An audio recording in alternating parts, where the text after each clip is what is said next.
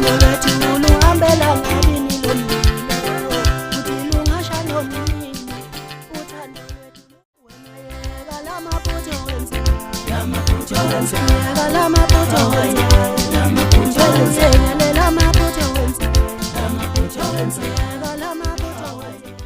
Sanibonani nonke bathandi bomculo. Onibingelelayo umbuyiseni okade makude eMsinga endaweni yaseMadibaneni. Abaningi-ke sebengazi ngegama likaMqanza okuyigama ke engaliqanjwa yinsizwa lelo njengoba nami yinsizwa. Bafowethu ngithi nginithulele na umsebenzi omusha kaMbuyiseni ngijwayelo kaMqanza kodwa ke njengamanje ngikhiphelo kaMbuyiseni kwazise phela lenyanga kaApril inyanga engafika ngayo emhlabeni engazalwa ngayo. Angikwazi ukuthi ngavele ngithule nje ngaqanjwa leli igama kwathiwa nguMbuyiseni. Njengoba kwathiwa nguMbuyiseni ngo-April kufanele ngimkhiphele umsebenzi lapho ngizibiza khona ngoMbuyiseni. Uthe ukuhluka kancane kulo kaMqanza ngoSeptember kuzofanele ukuthi nolindele umsebenzi kaMqanza ifull album. Kodwa ke kuselekini kulelekini mina enizongipha isupport yokuthi ngikwazi ukufinyelela lapha mina ngokwami ingoma hayi khona. Nganinikeza yonke kodwa nje engicela kini support. Ngingathokoza kakhulu.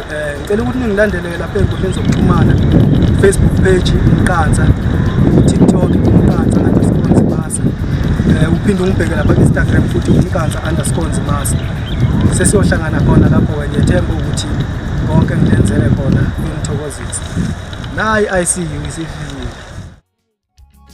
Ngoma emnandi yaphi ngikuphinde futhi ngoma emnandi yaphindwa ngikuphinde futhi ngoma emnandi yaphi ngikuphinde futhi ngoma emnandi yaphindwa ngikuphinde futhi ngikuphinde mathi ngikuphinde futhi ngoma emnandi yaphindwa ngikuphinde futhi angikuphinde mathi ngikuphinde futhi